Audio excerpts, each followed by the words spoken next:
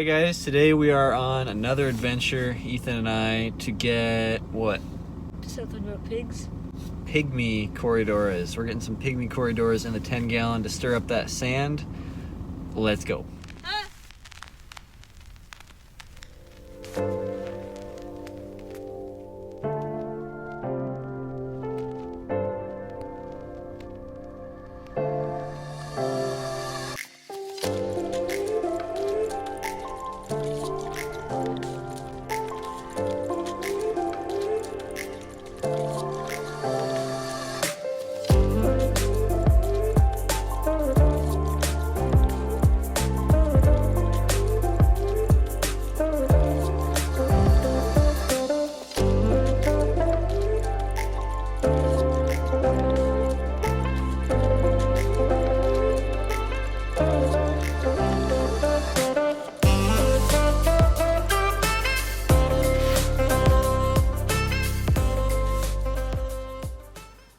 Guys, welcome back to the 10-gallon. It looks terrible. This is what it looks like right now. There's a mason jar in it. I've given up a little bit. There's not much hope. But you know what is looking good? Our school of Corydoras abrosis. They're looking fine. They're looking very fine. And I know that there's a big controversy about me putting them in this tank, but we'll get to that in a second. First off, I kind of want to tell you guys why I wanted to put them in this tank. So number one, there was no energy in this tank at all. Like, you kind of have your two little helicopter fish swimming around, and it's like, wow! It's like, that's why I don't have a beta, right? Because the beta floats around back and forth, and that's it, you know? Is it personable? Sure. But that's all that's happening in a tank. I gotta have more activity than that. Corydoras abrosis was the activity I needed. Number two, they raised the nitrate levels. Now, why would I want higher nitrates? Well, because I have plants, and plants need nitrates to grow. So, now that I have 6 more fish in here, consuming food, producing waste, I was hoping that the plants would grow a little better, and some of them have. As you guys just saw with the footage, not all of them have.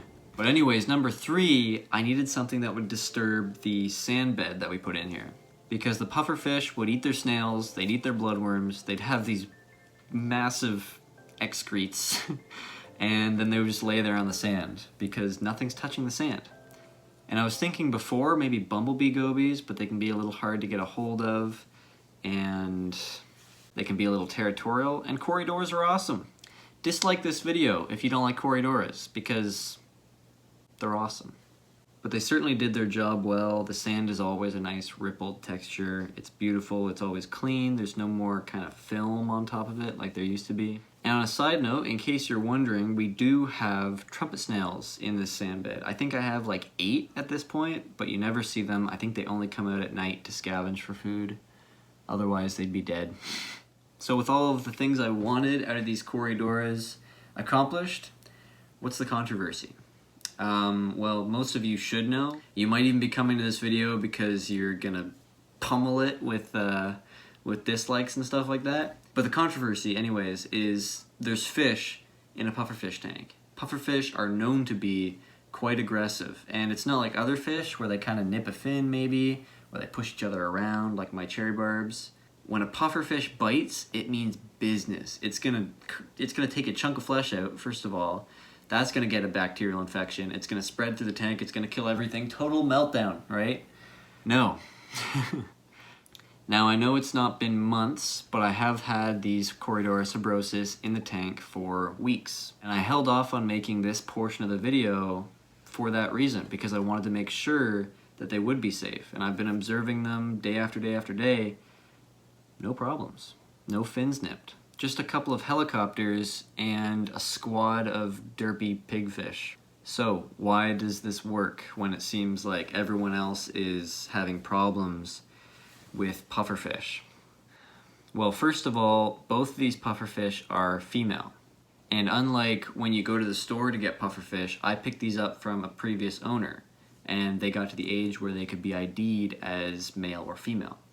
Why does the gender matter? Well, as in many species, males are a lot more aggressive. They're going to be a lot more territorial.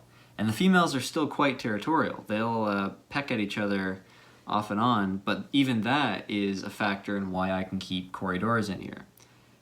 So the females are less aggressive, first of all, and when they are aggressive, they're going to be focusing on the other pufferfish. They're going to be making sure that they have their pufferfish territory while the Corydora interaction comes second. It's not even like they don't interact though. That would be one thing.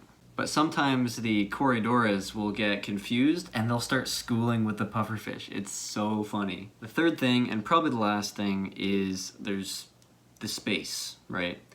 I have a bottom layer. The 10 gallon is big enough to have a top layer and a bottom layer. If this was a 10 gallon long and it was like 5 inches tall, not really enough space.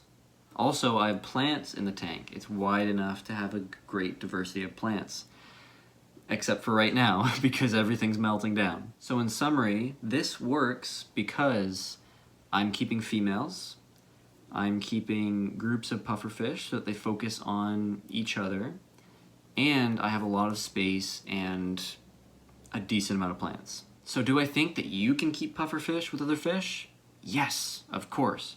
People say that it's a ticking time bomb, but I don't see any problems, and I will continue to update on this tank to tell you guys if there's any problems. But you can look on the internet and you can see people keeping like 5 pufferfish in a 40 gallon with gourami and tetras and all these things, and they just kind of mind their own business because they are kind of a slow moving fish. And if you have snails in that big planted community tank for cleanup, they're probably going to eat all your snails. The thought has crossed my mind that I'll tear down this 10 gallon, turn it into something new, and put the pufferfish in the 40 gallon. But because of those 2 factors that we just mentioned, I don't think I ever will. So the last comment I'm going to make before we move on to the cinematic of these adorable little fish are just how similar they are to the Corydoras that I had before. Before I had full size, like 3-inch peppered Corydoras, and they actually get their name mixed up with these guys all the time. So before I went into the cinematic, I just want to show you guys kind of how similar they are. Obviously, there's more room for more patterns on the bigger Corydoras, but they both have the green face, they both have the gray and the black, thus the salt and pepper name. And despite me selling those Corydoras just a few months ago, it did not take long for me to get lured back into them.